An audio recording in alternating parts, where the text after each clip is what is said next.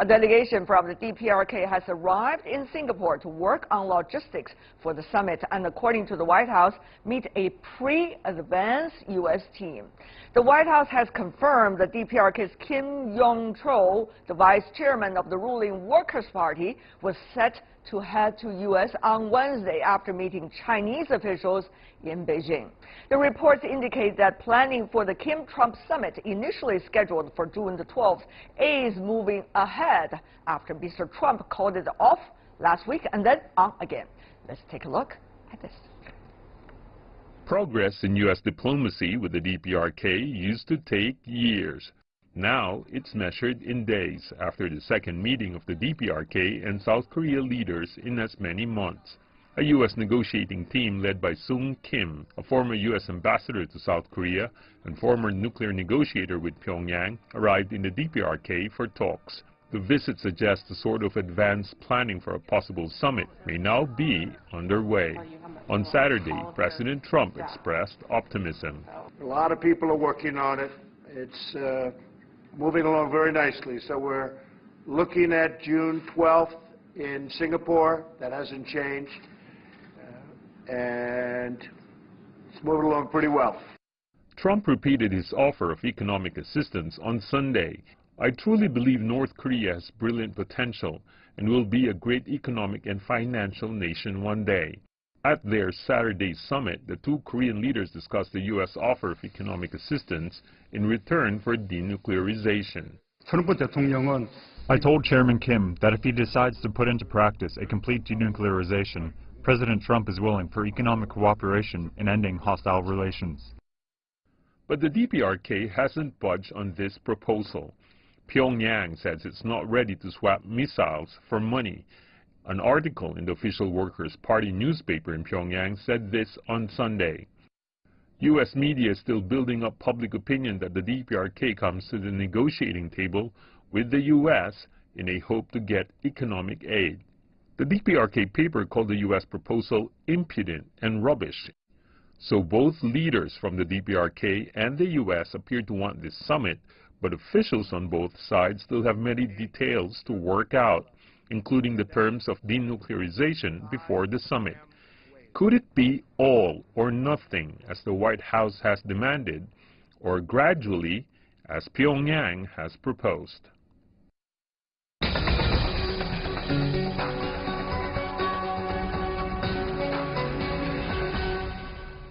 So the world is asking this question, the Kim-Trump summit to be or not to be. So far, we seem to have the answer that is likely to go ahead. But whether or not, let's ask our experts. We have in our Beijing studio Zhao Tong, a fellow from Carnegie's Nuclear Policy Program based at Carnegie's Tsinghua Center for Global Policy. Good to see you again, Mr. Zhao, here in Beijing. In Medford, United States, we have Sun-Young Lee, a Kim Koo Korea Foundation professor of Korean Studies at Fletcher School at Tufts University. Welcome, sir, to our program as well. Let me begin with you, Professor Lee. Tell me about your assessment now. The pre-advanced team from the White House is going to Singapore, while DPRK has confirmed the deputy chair of the Workers' Party, the ruling party, is going to New York. So are we reading very positive signs from both sides?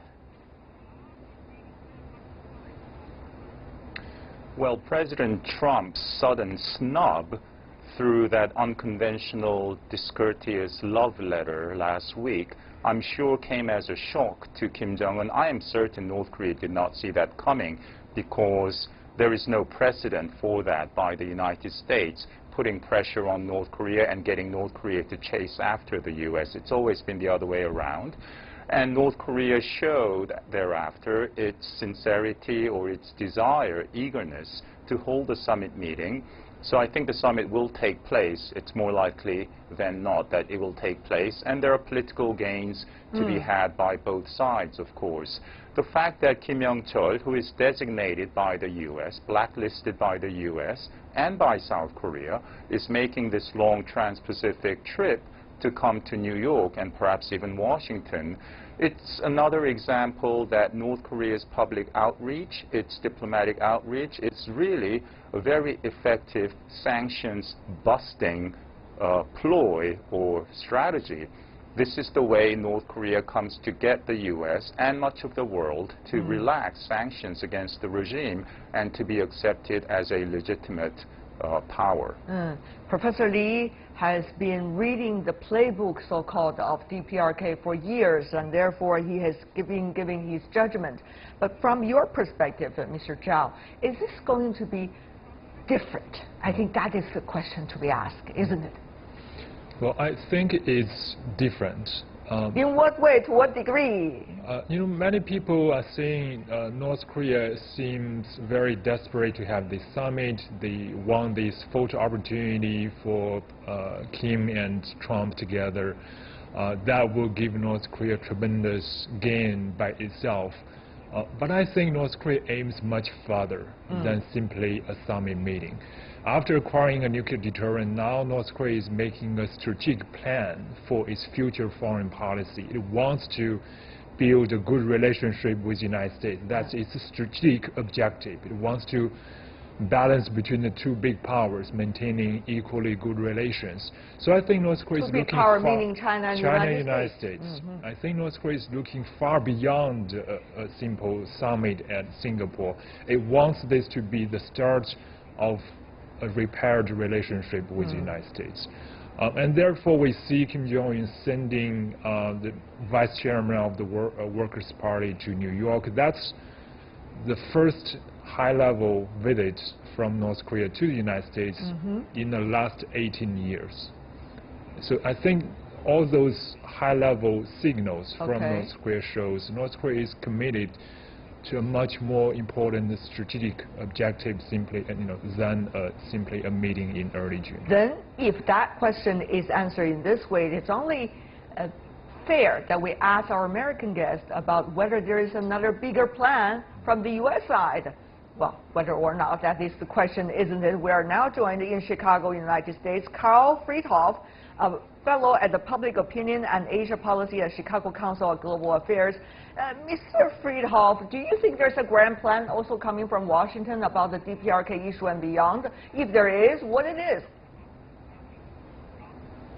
Well, trying to analyze any grand plan coming out of the Trump administration is always going to be problematic, but it does look like something is starting to emerge, and I've personally been somewhat heartened by the fact that now we're seeing very senior aides go to Pyongyang to work this out, with a former negotiator with North Korea, someone very high level from the Defense Department, and also someone from the National Security Council. So it does look like something is coming together, and now the Trump administration is actually taking preparation quite seriously to try to hash out what exactly is going to be discussed in Singapore on June 12th, when and if this summit does actually take place. Well, Professor Lee, if I did check a little bit information about you, I have noticed some photos of yours.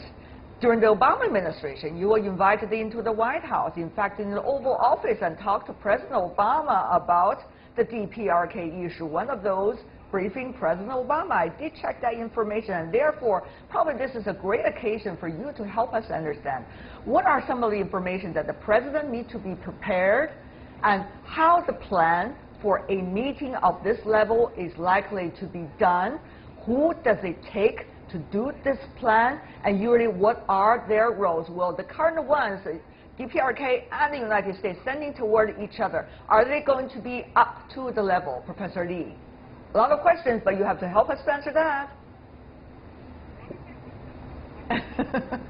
Well, due to the strategic, by virtue of the strategic location of the Korean Peninsula, there will always be other players to play an influential role in Korean affairs, meaning obviously China, but also Russia. Don't be surprised if Vladimir Putin just pops up, shows up in Pyongyang, as he did in July 2000, just 1 month after the first ever inter-Korean summit, to reassert himself and Russia's influence in the region. So Japan is also a factor. Japan could dramatically engage North Korea in normalization talks, as the two countries used to discuss these issues, with a tacit agreement that Japan would give North Korea $10 billion. That was in the 90s. Now North Korea would seek a lot more than that. So there could be more dramatic surprises coming our way. With respect to how prepared President Trump should be, first, don't underestimate North Korea. I know North Korean leaders have this bizarre image, and many people mock them, underestimate them. That never works to the other party's interest. Don't underestimate North Korea, and also be prepared if North Korea strikes a very hard bargain and makes some unreasonable demands, like the immediate withdrawal of U.S. troops from South Korea. I believe Kim Jong-un will not do that, take the opposite route, and thereby come across as very reasonable. But I think it is really impossible physically to get North Korea to dismantle all of its weapons of mass destruction programs within the next couple of years. So President Trump, whatever he signs on to, a joint statement or agreement, it will be politically very difficult for him to walk away from it, unlike the Iran deal, which was negotiated by his predecessor. So there's a lot on the table. There's a lot at stake for President Trump. He may be falling walking right into a trap. Well, talking about trap or not, we are already seeing some footages coming from DPRK earlier, the dismantling of the nuclear site. At least that's the footage they show to the outside world. Having said that, though, Mr. Friedhoff, Professor Lee did not answer my question directly, but I will ask that question to you once again about, from the U.S. side, who do you think is up to the job to brief the president? To what extent the president should be briefed? Some of the most critical issues from the U.S. side, what do you think are some of the most important points that U.S. has to guard eventually for a deal, if there is? Mr. Friedhoff. So the question for me becomes, who is willing to make the bigger jump? Is it a bigger jump for North Korea to give up its weapons, or is it a bigger jump for the United States to accept a North Korea that has some limited nuclear capability? Right now, we don't know who is going to do that. Of course, who is going to be in charge of the briefing? There are very good Asia hands that are now handling this, including the ambassador to the Philippines, Ambassador Sung Kim. He's been a long-time negotiator with them, and I hope that President Trump will listen to him and take him seriously. He's been a diplomat, including in South Korea, where he was also the ambassador. And these issues that are going to arise, of course, we all know about the denuclearization. We all know about the weapons of mass destruction, as Professor Lee mentioned. But one of the things that is going to come up is the idea of this peace treaty, or perhaps not a peace treaty, but a peace agreement, a peace regime. And if that is going to happen, one of the undiscussed things is what happens to the conventional weapons that are all along the DMZ. I think this is something that is an open door that needs to be pushed on.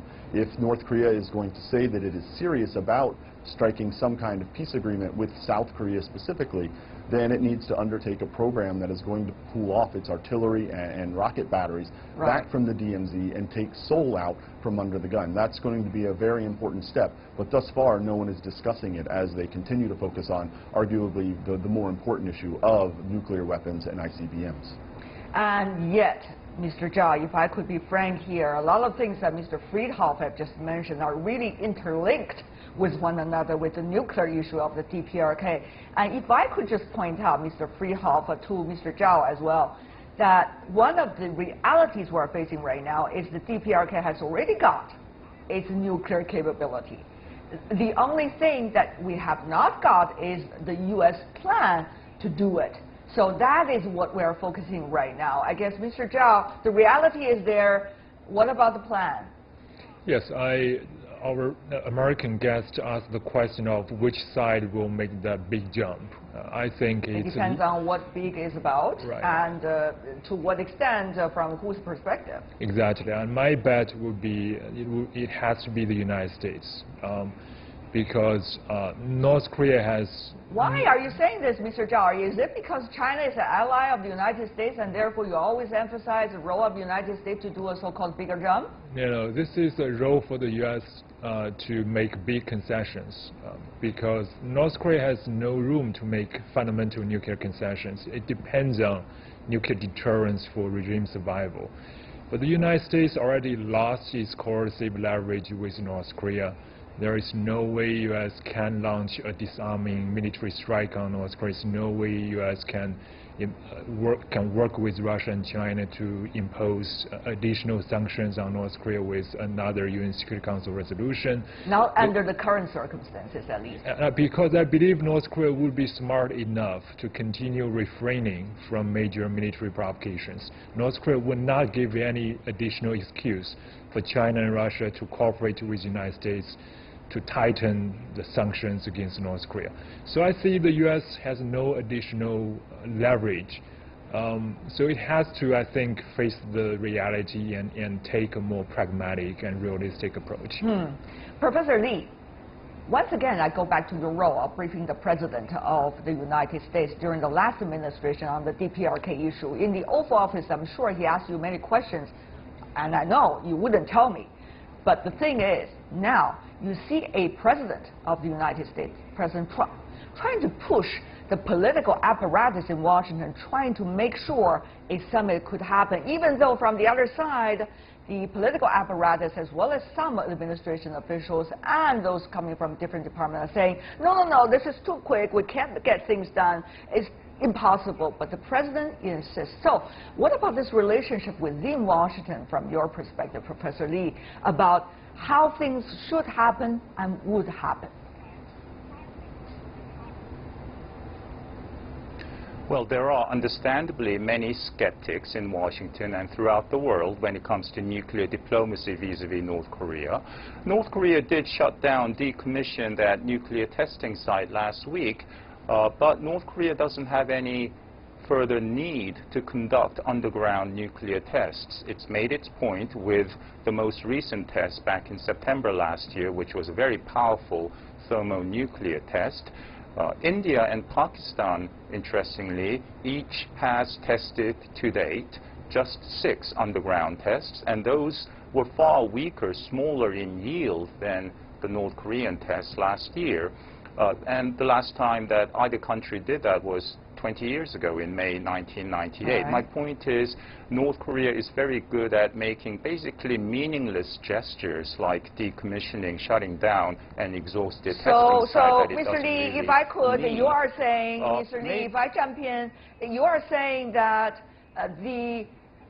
some of the administration officials and those coming from different departments and political apparatus in Washington are correct that the President should not go ahead with the summit with the DPRK. Is that what you're saying? Well, no, it's too late for that. If Trump walks away, then he will come across as the petulant party, uninterested in peace and reconciliation, and Kim Jong-un would really shine as the peacemaker and Trump as the troublemaker. Well, we shouldn't be surprised if we hear some stunning news from General Kim, Yong Chol, who might even say that Kim Jong-un might want to visit the UN General Assembly this fall.